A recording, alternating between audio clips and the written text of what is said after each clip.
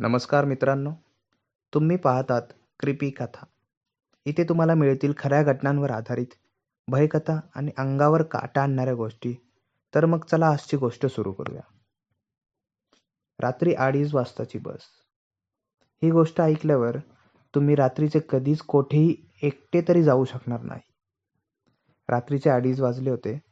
त्यावेळी माझ्यासारखा माणूस बस स्टॉपवर उभा राहणं म्हणजे मूर्खपणाच असतो.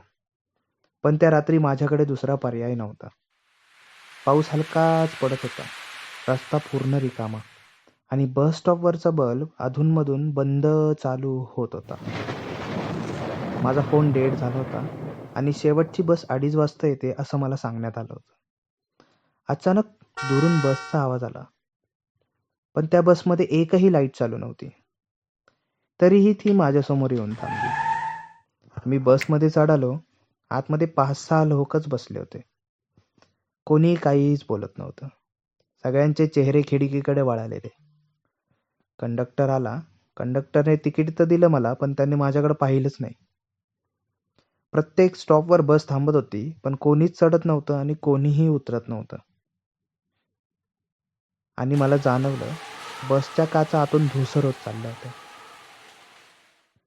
मी कंडक्टरकडे वळालो आणि विचारलं, ही बस नेमकी कोठे चालली आहे? तो हळूच हसला आणि म्हणाला, तुला आता ते कळायची गरज नाही. तेवढ्यात माझ्या शेजारी बसलेला माणूस माझ्याकडे वळाला आणि कुजबुजला, तू इथे पहिल्यांदाच आलायस ना?